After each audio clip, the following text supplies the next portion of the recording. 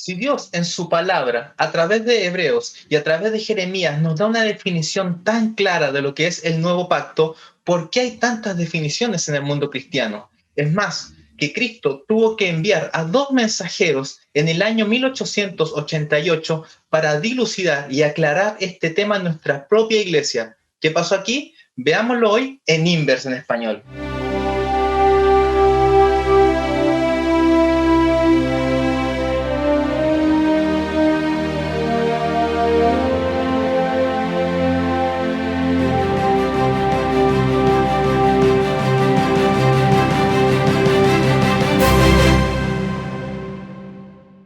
Estás viendo Inverse en español, un programa de espacio joven. Y como siempre, estamos aquí para estudiar, para profundizar la lección joven. Y así que tenemos unos tremendos invitados esta semana que nos van a ayudar con sus aportes, ¿verdad? En primer lugar, vamos a empezar por las damas. Ahí a Catalina, ¿verdad? Nuestra psicóloga, nuestra directora de GYC en GYC Chile. ¿Cómo estás, Catalina?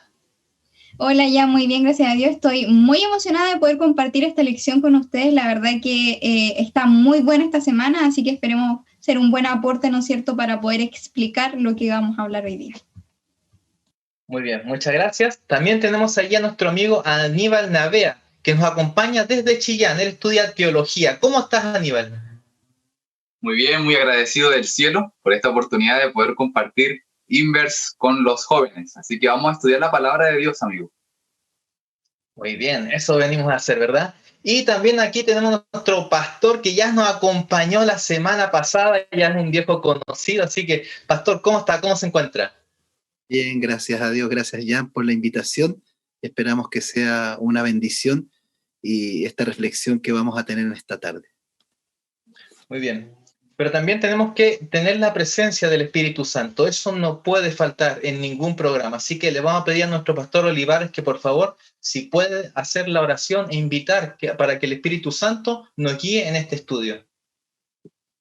Muy bien, vamos a orar. Padre nuestro que estás en los cielos, te agradecemos esta maravillosa oportunidad de profundizar en la lección de escuela sabática, que tú nos ayudes a comprender, tú ilumines nuestra mente a través de tu Santo Espíritu y que pueda quedarnos claro qué esperas tú de cada uno de nosotros. En el nombre de Jesús, amén. Amén, Señor. Muy bien, entonces hoy día vamos a estudiar acerca de la definición del nuevo pacto. Y para eso vamos a pedirle a nuestra amiga Catalina que nos lea, ¿verdad?, el libro de Hebreos, que es el texto base, el capítulo 8, versos del 7 al 12, por favor. Bien, dice así. Porque si aquel primer pacto hubiera sido sin falta, no se hubiera procurado lugar para el segundo, porque hallando falta en ellos, dice, he aquí vienen días, dice el Señor, cuando estableceré con la casa de Israel y con la casa de Judá un nuevo pacto, no como el pacto que hice con sus padres el día que los tomé por la mano para sacarlos de la tierra de Egipto, porque ellos no permanecieron en mi pacto y yo los desatendí, dice el Señor. Porque este es el pacto que haré con la casa de Israel después de aquellos días, dice el Señor. Pondré mis leyes en sus mentes y sobre sus corazones las escribiré.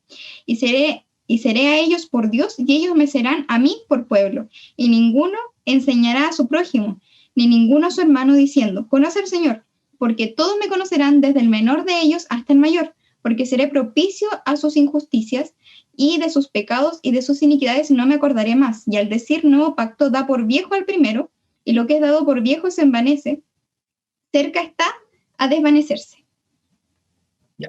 Muchas gracias, Catalina. Muy bien, entonces, en base a lo que Catalina leyó, podríamos sostener que tanto el antiguo pacto como el nuevo pacto tienen una dimensión, una doble dimensión, tanto experiencial como actitudinal. ¿Qué piensan ustedes?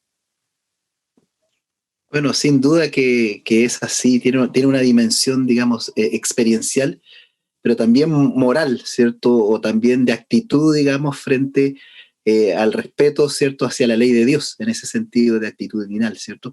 Entonces, en esa perspectiva, nosotros podemos ver que Dios esperaba algo, ¿cierto? Y especialmente Pablo, sabemos que el libro de los Hebreos es un libro de contrastes, ¿cierto? Siempre se contrasta Cristo superior a los ángeles, Cristo superior a Moisés, Cristo superior al sacerdocio arónico Y en el capítulo 8, no olvidemos del contexto, que se contrasta el santuario, ¿cierto?, celestial, ¿cierto?, con el santuario, digamos, terrenal, y el sacerdocio, digamos, de lo que hace Cristo en el santuario. Ya el capítulo 9, perdón, se va a explayar un poco más, a extender un poquito más para explicarnos, pero el capítulo 8 no hay que olvidar que toma el texto de Éxodo capítulo 25, verso 8, ¿no es así? Donde Dios le pide a Moisés que haga conforme al modelo, conforme, ¿cierto?, a lo que Dios ha establecido, y entonces allí no da una explicación más profunda de lo que es el pacto, no comienza a criticar por qué es peor o mejor, sino que se da sobreentendido que el nuevo pacto, estando ya presente Cristo, ¿verdad?, entonces está basado sobre mejores promesas. No quiere decir eso que el antiguo pacto no era experiencial, porque algunos lamentablemente hacen esa diferencia entre el pacto del Sinaí, de la ley de Dios en el Sinaí, y el nuevo pacto, y algunos tienden a confundirse como que lo que se hizo en el Sinaí ya quedó caduco, o sea, ya no corre, porque era basado en las obras, en la ley, en los méritos, pero este nuevo pacto es basado en la fe, y por tanto no hay que obedecer nada, no hay que guardar nada, no. Ambos pactos fueron basados en Cristo, ambos estaban en Cristo. La única diferencia es que el antiguo pacto estaba dado a través de la ley de los sacrificios, estaba dado a través del santuario, ¿cierto? Porque el santuario, de alguna u otra forma, Dios nos muestra en forma didáctica, en forma lúdica, ¿cierto? En forma clara, cuál es el plan de salvación. El plan de salvación siempre ha sido el mismo. La única diferencia es que el plan en el antiguo Israel se dio antes que viniera Cristo y el otro después que vino Cristo, ¿verdad? Pero ambos estaban apuntando hacia la misma idea. Pues me uno a lo que dice el pastor también en relación a que se puede sostener que tanto el nuevo como el antiguo es una experiencia en la cual el ser humano se encuentra frente al Evangelio. Pues me gustaría analizar un poquito el versículo 10. Dice, por lo cual este es el pacto que haré con la casa de Israel después de aquellos días, dice el Señor. Pondré mis leyes en la mente de ellos y sobre su corazón las escribiré. Comienza el nuevo pacto con la promesa de escribir la ley en el corazón, escribirla en la mente. Ustedes saben un principio elemental básico que dice el libro de Proverbios 4:23 y 23:7, donde dice que el corazón mana la vida, mana el ser, y lo que hay en el corazón es lo que uno es. De manera que Dios está yendo prácticamente a donde es prácticamente el problema del ser humano, que el problema del ser humano está en el corazón, de manera que el nuevo pacto penetra hasta lo más profundo del corazón y cambia y transforma su ser desde lo más profundo de él.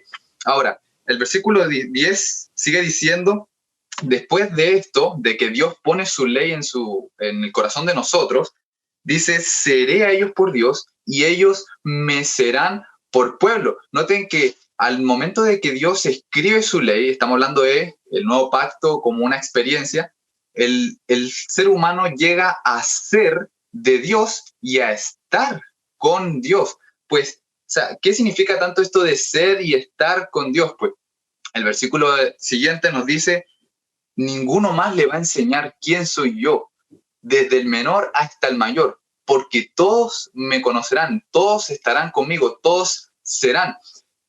Fíjense que el hecho de ser de Dios y estar con Dios nos lleva a la idea de lo que Dios creó en un comienzo. El nuevo pacto, la nueva creación, una nueva criatura, la imagen de Dios, es ser la imagen de Dios, ser lo que Dios es realmente. Y la última parte termina prácticamente con una experiencia de restauración, reconciliación, de consuelo y paz, pues dice que porque seré propicio a sus injusticias y nunca más me acordaré de sus pecados y de sus iniquidades. Desde la base que si el Señor no se acuerde más de los pecados, no se acuerde más de nuestras iniquidades, que haya pasado por alto todas las injusticias que hemos hecho de ahí en adelante, y de ahí en adelante no se acordará más, nos lleva a una experiencia de ser la imagen de Dios. Pues el nuevo pacto es el cumplimiento, pues en Cristo, de la restauración de las cosas. Pues por eso dice que Cristo en nosotros, la esperanza de gloria, un nuevo pacto mucho mejor, no aboliendo, no caducando todo lo demás, claro, pero en Cristo la realidad de lo que Dios quiere que la humanidad llegue a ser se ha cumplido. De manera que tanto el antiguo pacto y el nuevo pacto son una experiencia, no son momentos históricos o dispensaciones al respecto. Amén. Completamente de acuerdo con el pastor y con Aníbal. Bueno, tal vez en relación a cuando yo estaba estudiando esta parte, me puse a investigar un poco más allá sobre el pueblo Israel y todo eso. Y el antiguo y el nuevo pacto, ¿no es cierto? Que siempre es bueno recordar. La verdad es que el propósito de Dios no ha cambiado desde que creó a Adán y Eva, que era que ellos fueran creciendo en perfecta obediencia y también en justicia, ¿no es cierto? Eso es lo que él quería hacer con ellos, y la verdad es que su propósito no ha cambiado. El problema es que en el Antiguo Testamento, cuando están en el Sinaí, ¿no es cierto?, el pueblo dijo, esto haremos, etcétera, y después vemos de que finalmente no lo hacen y caen en apostasía. Entonces Dios ve, ¿no es cierto?, que no puede confiar en este pueblo y finalmente tiene que escribir esta ley en tablas de piedra. Y además de eso, luego vemos en los libros que siguen que Dios tiene que ampliar los 10 mandamientos, les tiene que dar leyes de esclavitud, de extranjeros y un montón de cosas, justamente para poderlos hacer entender, porque el pueblo se le iba a desviar. Entonces, como ya se lo habían demostrado, finalmente él los escribe de esa manera. Y luego, obviamente, también vemos todo el acto ceremonial, etcétera, que finalmente el cumplimiento del pacto ceremonial se termina con Cristo, obviamente con su muerte, con su sacrificio. Entonces, lo que cambia en el segundo pacto son dos cosas. Es que Cristo ahora muere, por ende ya no tenemos que seguir sacrificando corderitos y todo el asunto. Y lo segundo que cambia es que la ley ya no está escrita en piedra, sino que ahora ya está escrita en nuestro corazón.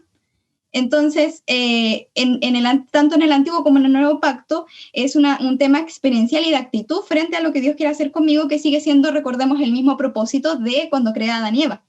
Entonces, en este sentido, como Dios quiere escribir la ley en su corazón, ¿y qué es la ley de Dios? Yo pensaba, la ley de Dios es su carácter, ¿no? Él quiere que nosotros, en nuestro corazón, tengamos su carácter. ¿Y qué significa? Que desde adentro y hacia afuera voy a revelar esas obras, voy a revelar los frutos, porque dice Santiago, ¿no es cierto? Y también Pablo nos dice, las obras con la fe no van separadas, van juntas, ¿no es cierto? Entonces yo, si tengo a Cristo en mi corazón, voy a reflejar esta perfecta obediencia hacia Él, así como también muchos personajes de la Biblia lo hicieron y como también Cristo lo hizo.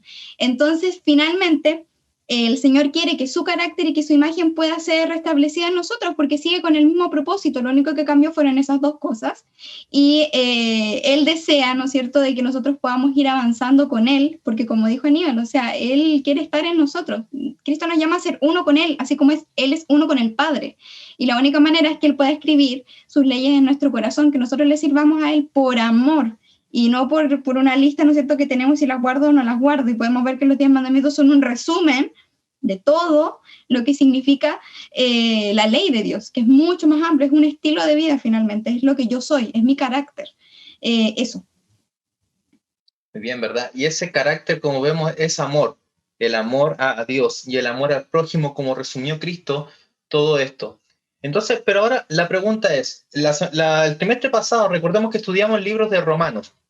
Nos enfocamos bastante en el capítulo 7 y en el capítulo 8. Pero también Pablo, cuando habla de los pactos, lo abarca mucho en el capítulo 4 de Gálatas, ¿ya? Entonces, ¿de qué manera esto nos enfoca o nos ayuda a entender de que este nuevo pacto es una experiencia más que una cosa de decir de tiempo, de dispensaciones?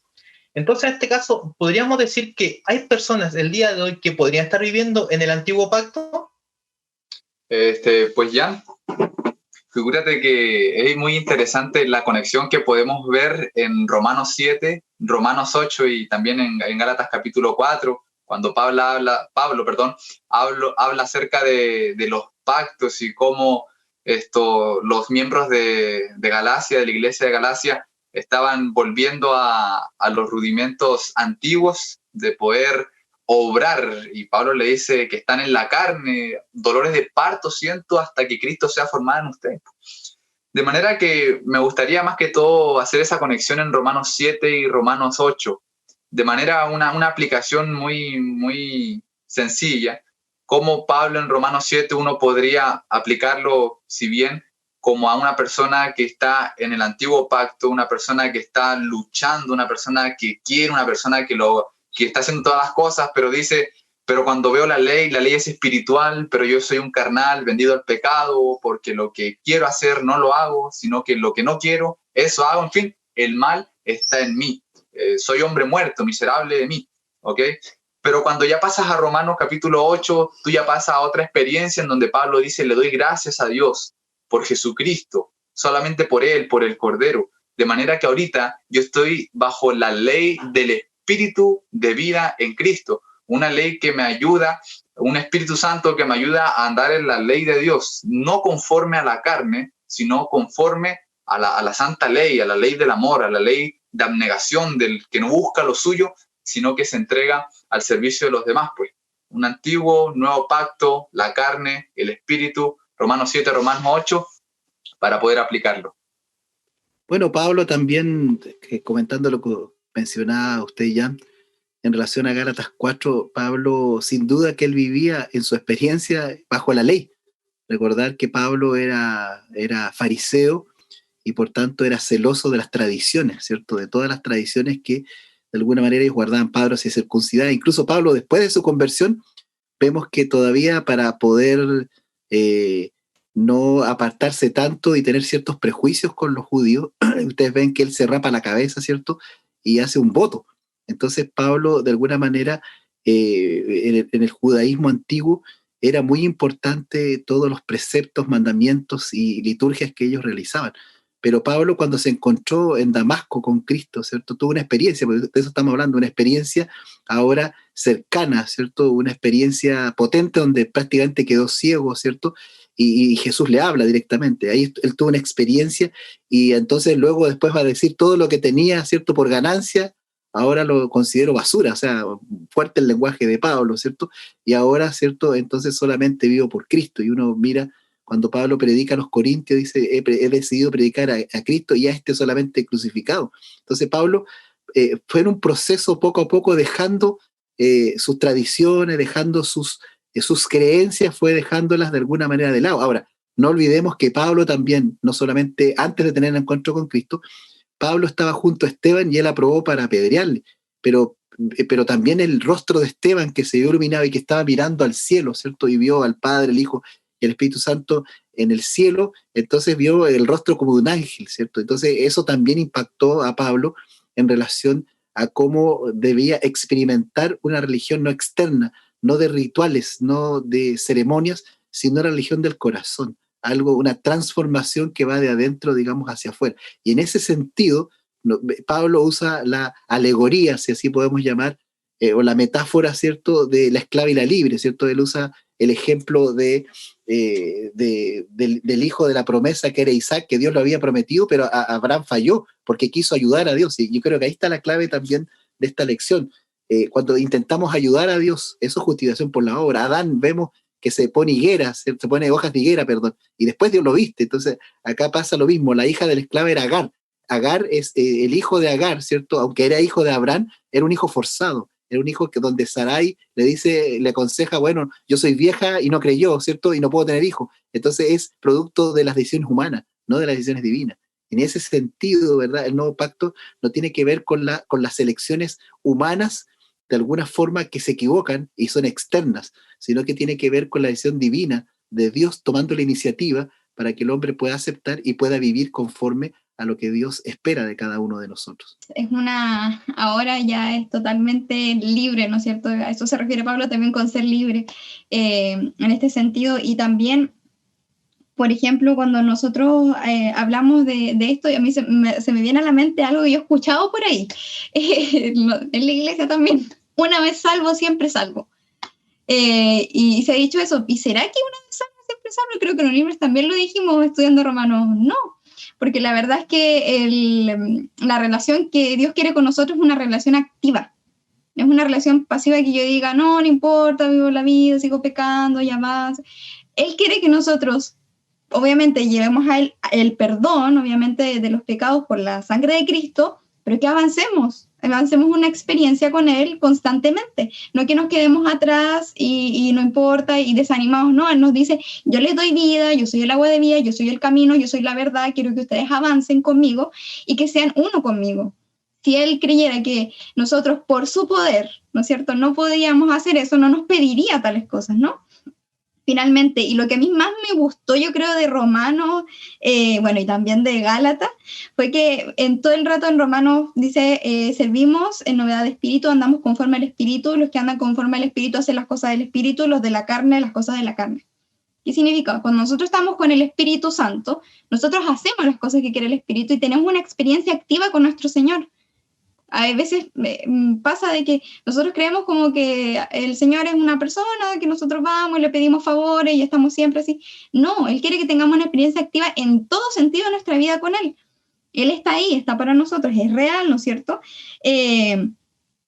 Y además, en Gálatas nos dice que nosotros fuimos por el sacrificio de Cristo recibidos como hijos adoptivos por adopción y podemos llamar al Señor papito igual que Jesús. O sea, si de esa manera el Señor nos recibe a nosotros porque nos ama, porque de tal manera amó Dios al mundo que dio a su Hijo, no porque por Jesús nos ame, sino no es eso, sino que ama más a Jesús incluso porque se dio por nosotros. Entonces, somos llamados hijos. ¿Y qué significa eso? Que también somos herederos de la promesa que el Señor tiene, de todas las bendiciones que el Señor nos promete. ¿Y qué significa? Que nosotros tenemos una relación activa con Él, que Dios es un Dios que quiere que sus hijos avancen, que Dios es un Dios que ama a sus hijos, que quiere cuidar a sus hijos, que quiere sorprender a sus hijos incluso. Y caminar con ellos. Entonces, finalmente, si nosotros pensamos en una experiencia con Dios totalmente pasiva y así, y voy a la iglesia y estudio y así, en realidad no tendría mucho sentido porque, o sea, nos estaríamos perdiendo el 99% de lo que Dios quiere hacer con nosotros. Él quiere transformar nuestra vida, o sea, eso nos está diciendo. Entonces, por lo menos yo no me concibo en una experiencia pasiva con el Señor.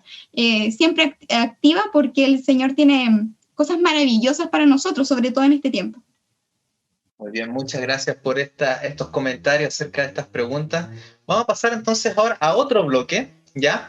En la introducción hablamos un poquito de historia de iglesia, de algo que pasó en el año 1888. De hecho, la hermana White, en Testimonios para los Ministros, página 91, dice: en su gran misericordia, el Señor envió un preciosísimo mensaje a su pueblo por medio de los pastores Waggoner y Jones. Este mensaje tenía que presentar en forma más destacada ante el mundo el sublime Salvador. Un poquito más abajo dice, ¿por qué razón? Porque muchos habían perdido de vista a Jesús. O sea, en nuestra propia iglesia muchos habían perdido de vista a Jesús. ¿Y qué dice ella un poquito más? Dice, este mensaje que Dios ordenó que fuera dado al mundo es el mensaje del tercer ángel que ha de ser proclamado en alta voz. O sea, el mensaje de la justicia por la fe es el mensaje del tercer ángel. Entonces, ¿qué pasó? ¿Cuál es la diferencia entonces que el Señor manda a Waggoner y a Jones para aclararnos la justicia por la fe, para aclararnos el nuevo pacto que no vieron los reformadores como Calvino, Lutero, etcétera, ¿verdad? ¿Por qué el Señor tuvo que enviar a otros pastores a hacer esta obra que quizás no finalizaron? ¿Y qué pasó en nuestra iglesia? Que tampoco pudimos ver esta realidad.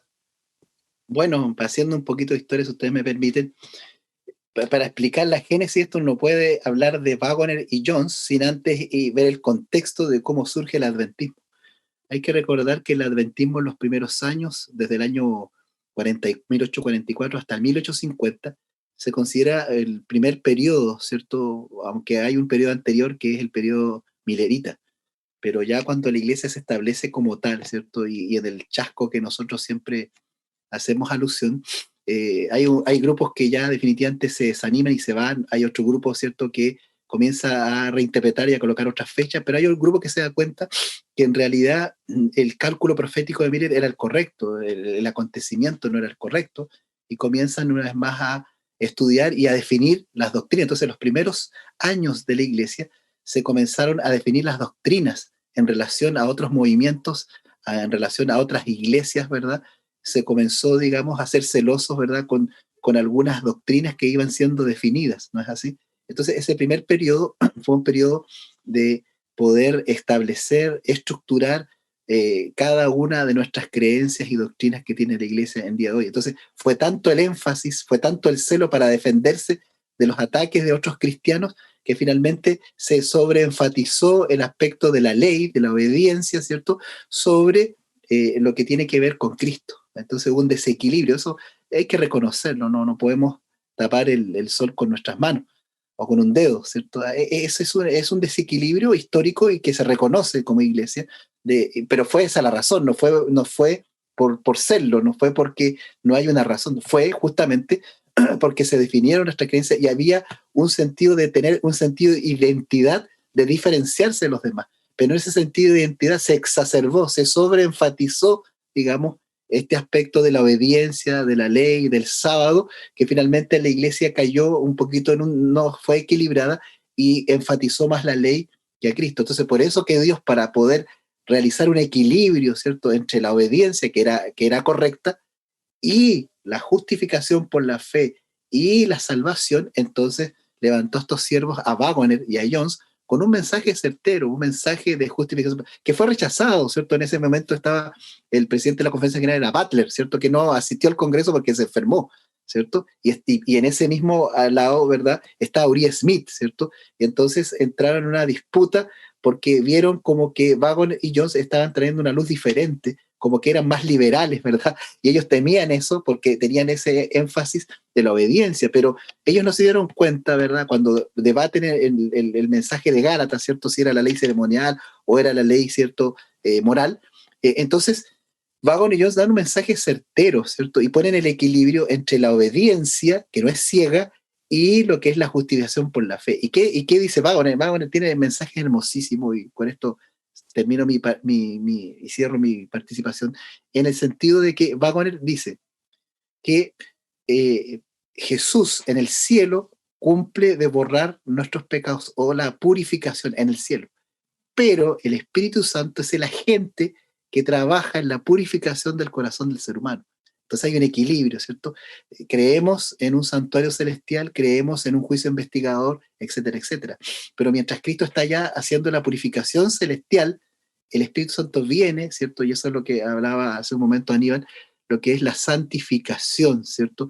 Que es, mientras Cristo hace una obra desde afuera hacia adentro, ¿cierto?, imputa su justicia en el ser humano, el Espíritu Santo de alguna manera trabaja, ¿cierto?, en el corazón del ser humano para transformar su vida y poder lograr lo que la lección habla, de escribir las leyes en el corazón del ser humano. Amén. Así es. Igual en relación al tema de Waggoner y Jones de ese año, vemos, como decía el pastor, un paralelo con el pueblo de Israel cuando estaba en el Sinaí, ¿no es cierto? Porque ellos tuvieron miedo, del fuego que estaba ahí, no lo vieron como purificación, sino que lo vieron como, ay, qué miedo, Dios me quiere hacer algo malo y me voy a morir. Entonces le dijeron a Moisés, ¿no es cierto?, anda tú, porque nosotros tenemos miedo, ¿no?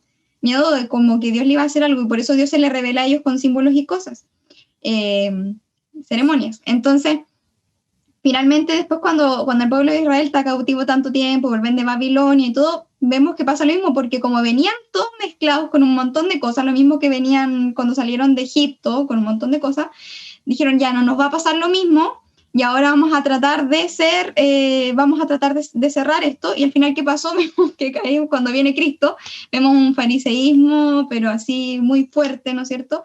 Y la ley, etcétera, etcétera, por sobre todas las cosas. Yo no viví en ese tiempo de Waggoner y Jones, pero yo sí me acuerdo que cuando yo era pequeña, y sobre todo mi abuelita, la iglesia también acá en Chile tuvo un periodo muy así, muy de que la ley solamente y casi demasiado farisaica, ¿no es cierto? Y con miedo a que si yo no la cumplía me iba a ir las penas del infierno, ¿no? Entonces, lo que viene a ser el mensaje de la justificación por la fe es a liberar de eso y a entender realmente lo que le estaba diciendo Pablo a los Gálatas. O sea, Dios quiere escribir la ley en sus corazones y está bien, la ley hay que guardarla, pero no así como la están viendo ustedes, no es una lista de cosas y me martirizo porque no es eso, sino que la ley nace cuando el Señor la escribe en tu corazón, cuando tú buscas el reino de Dios y su justicia, por añadidura el Señor te va a ayudar a guardar la ley, porque tú vas a querer hacer la voluntad de tu Padre, vas a querer ser obediente a Él, es así funciona. Entonces somos justificados. ¿Y qué le veo yo? ¿Por qué le da tanta profundidad a este mensaje? Uno, para que la iglesia despertara en ese momento y realmente nos enfocáramos en el mensaje que Dios tenía para nosotros y no nos pase lo mismo que Israel. Y dos, también porque les da una misión, es el mensaje del tercer ángel. O sea, no le está diciendo solamente, qué bonito la justificación por la fe, Dios nos justifica. No es solo eso, sino que les dice, necesitan entregarse a Dios, porque hay una misión que cumplir, es el mensaje que ustedes tienen que predicar. Entonces, además, el mensaje es una misión para la iglesia adventista, y todavía sigue siendo un mensaje para nosotros, para nuestra iglesia.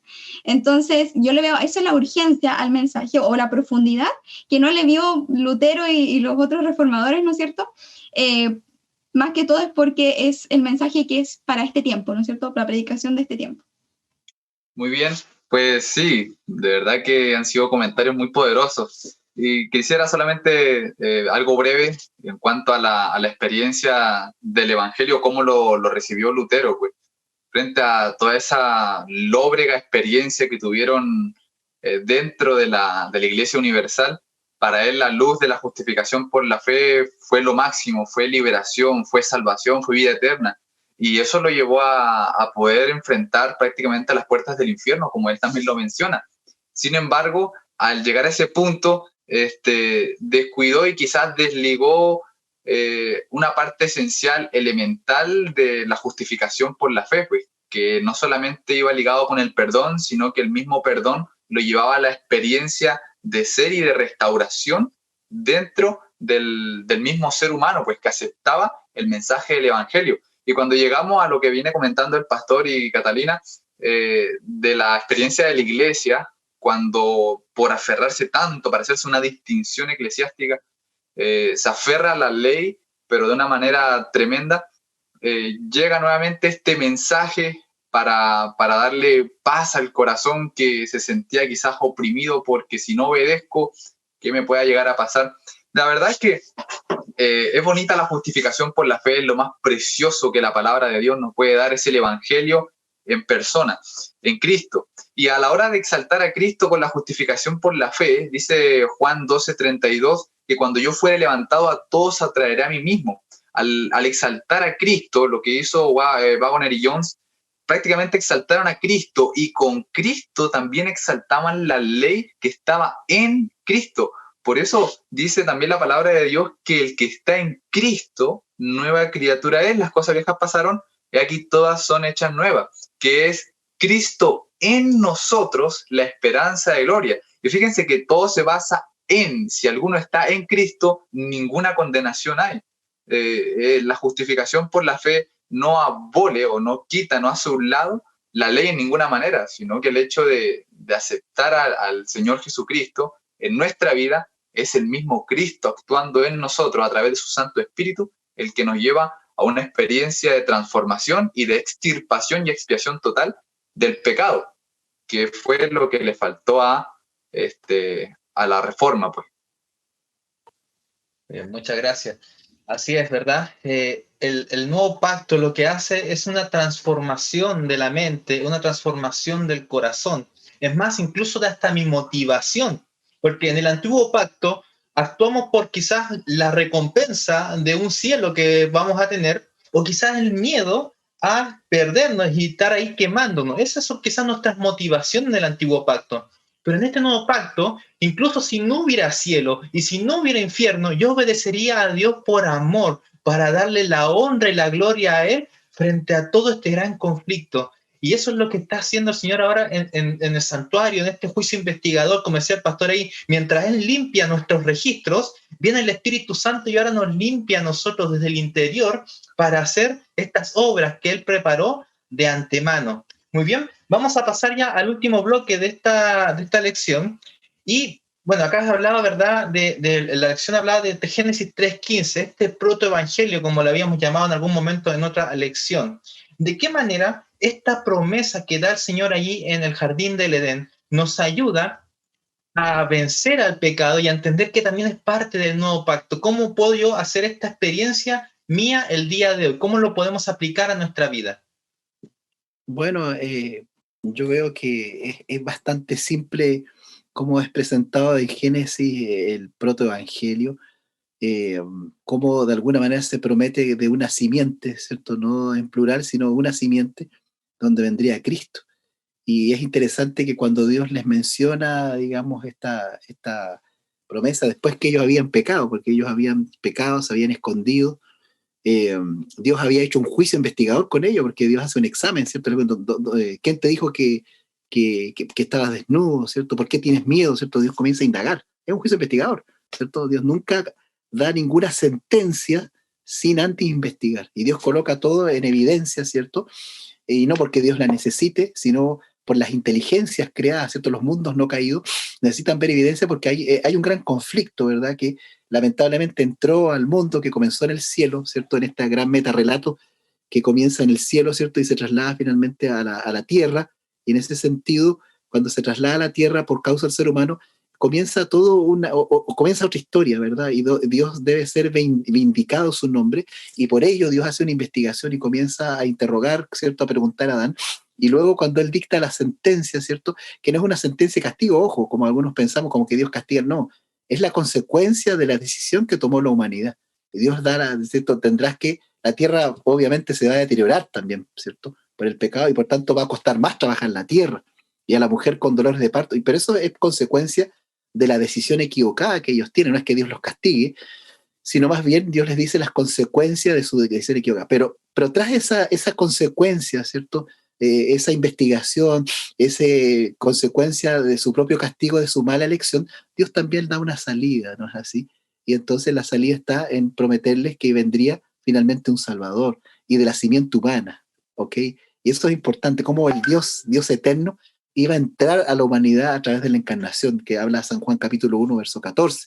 Pero a la vez también el verso 21 inmediatamente nos muestra que ellos están vestidos con pieles de animales. Y ahí Elena White, en el libro La historia de la redención, muestra cómo Adán y Eva y Caín y Abel iban a la puerta, ¿cierto?, del Edén, ¿cierto? Y allí ellos realizaban el sacrificio. Eso significa que ellos, ¿cierto?, comprendieron. Y hay una cita muy interesante que dice que Satanás se gozó en hacer caer al ser humano, pero Satanás no contaba con que Dios le dio el altar del sacrificio. Y dice la sierva de Dios que Satanás no podía comprenderlo, no, por más que pensaba, no podía entender. Hasta que dice que le vino un insight, ¿cierto? Y se dio cuenta que eso restablecía las relaciones rotas entre Dios y el hombre, era una forma, una salida, ¿cierto? Y él inmediatamente intentó, dice, interceptar, o sea, bloquear, tratar de impedir de que el hombre tuviera esa comunión con el cielo. Entonces, desde esa perspectiva, entonces, esta promesa, ¿verdad?, finalmente se cumple, como dice Gálatas 4:4, Cristo nacido bajo la ley, nacido de mujer, así, y allí entra el Salvador en el mundo para poder ahora mostrar que con su naturaleza caída sí se puede obedecer y sí se puede guardar la ley. Y no solo como Cristo se presenta como nuestro Salvador, sino que a la vez también como nuestro ejemplo a seguir, ¿verdad? Entonces, tanto Cristo al venir con naturaleza caída y la última generación, ¿cierto?, van a demostrar ante el universo, van a vindicar el nombre de Dios, que la ley de Dios es justa, ¿cierto?, que es perfecta y que el hombre sí la puede guardar. Pues de verdad que gracias por toda la plataforma que el pastor hizo del conflicto y todo ese contexto, ese marco en donde se encuentra Génesis 3:15.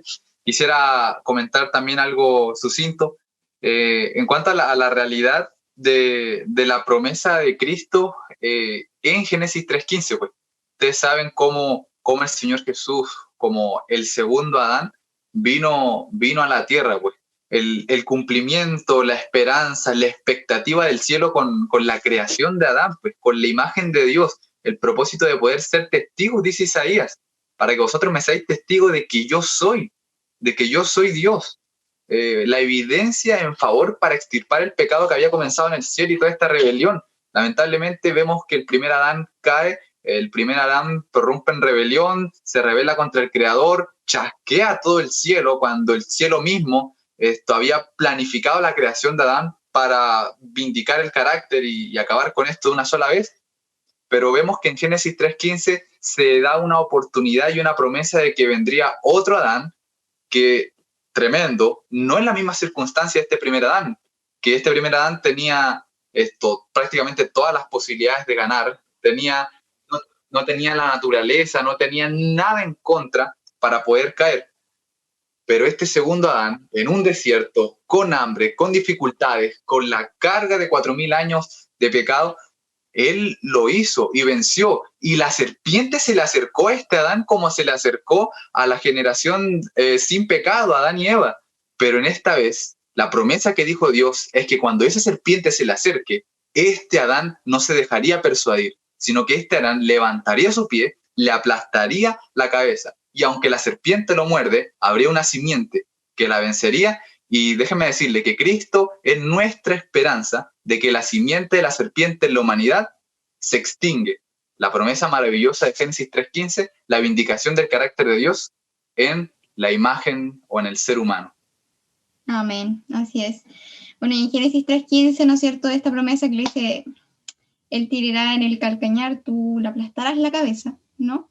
Se promete la simiente que es Cristo Jesús. Finalmente Cristo viene, ¿no es cierto? Y lo que hemos estado hablando y reivindica la imagen y dice, realmente esto se puede hacer. Nosotros vemos también cuando Adán y Eva pecan de que Dios los viste con el corderito, ¿no es cierto? Que fue sacrificado ahí en el Edén.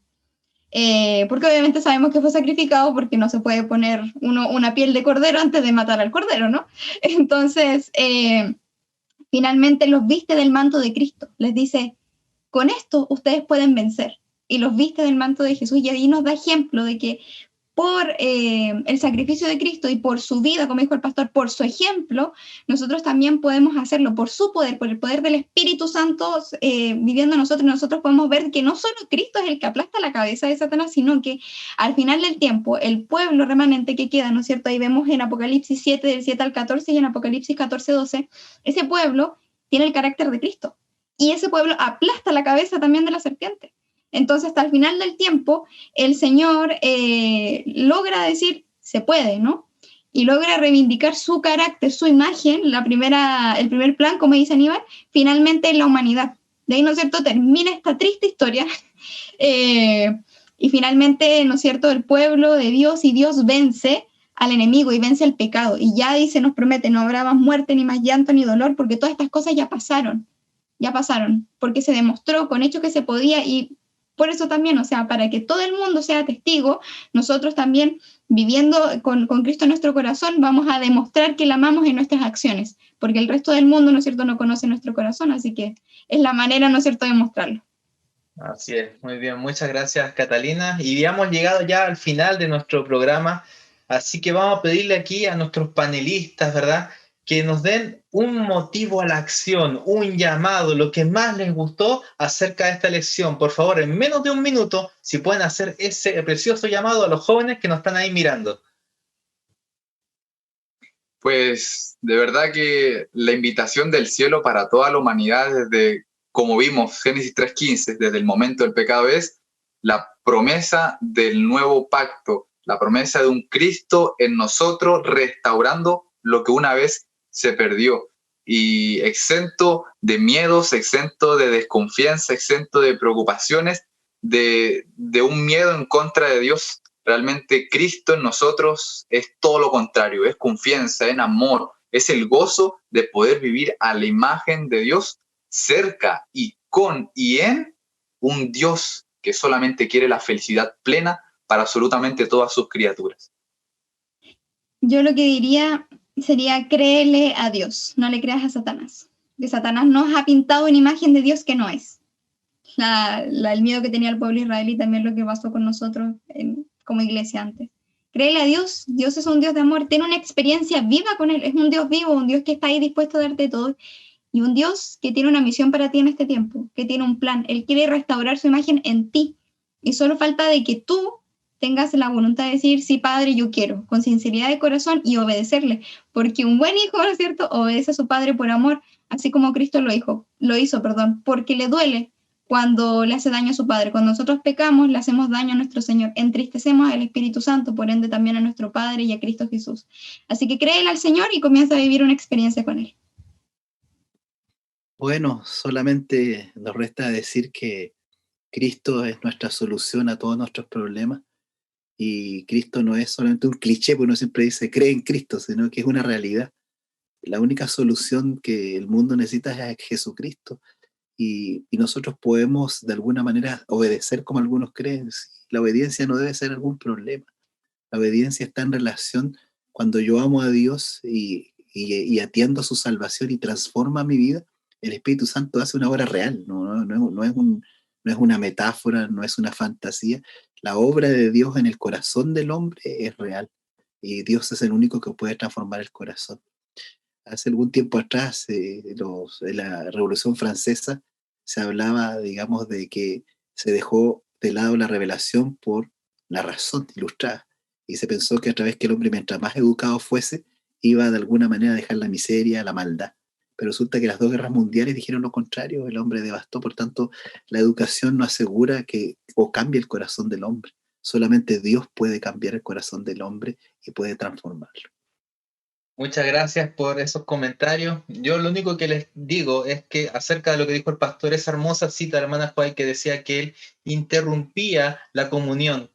Chicos, nosotros somos llamados a ser el tercer Elías. Elías vino en su tiempo y restauró el altar que estaba caído.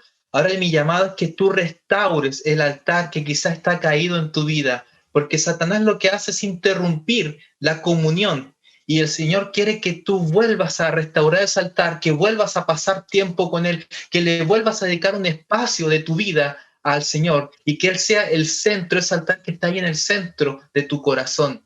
Mi llamado es a eso, a que vuelvas a tener una comunión con el Señor. Y ahí es donde se basa el nuevo pacto, porque en esa comunión el Señor va a venir a través de su Espíritu Santo y va a escribir su ley en sus corazones, el de cada uno de nosotros, para poder andar en esa ley y ya no vamos a estar como ese viejo hombre que, miserable de mí, ¿quién me librará este cuerpo de mente? Sino estaremos en gloria, de fe en fe, creciendo y preparándonos para la segunda venida de nuestro Señor Jesucristo. Así que no nos queda nada más que decir ya. Muchas gracias, Aníbal, ¿verdad? Tremendo amigo ahí, Catalina, de verdad, muchas gracias, pastor. Se agradece todos sus tremendos aportes y también ahora lo dejamos a ustedes allí invitados a que sigan estudiando su lección, sigan escribiéndola, subrayándola, mezclando por aquí, por allá, un poquito aquí, un poquito allá, como dice la palabra. Sigan invitando a sus amigos, estudien en sus grupos pequeños, en su escuela sabática, en sus unidades, ¿verdad? A través de Zoom, WhatsApp, como sea, pero estudien la palabra de Dios. Y también le dejamos la invitación a que le den like a este video, a que lo compartan, a que le puedan ahí mandar a sus amigos. Hoy ya el Inver ya salió, empieza a estudiarlo, porque todavía nos queda mucho por estudiar y seguir avanzando hacia la Canaán celestial. Así que no me queda nada más que darles un tremendo abrazo a cada uno de ustedes y nos vemos la próxima semana en Inverse en español, tu espacio para profundizar y estudiar la escuela sabática. Nos vemos, que el Señor les bendiga.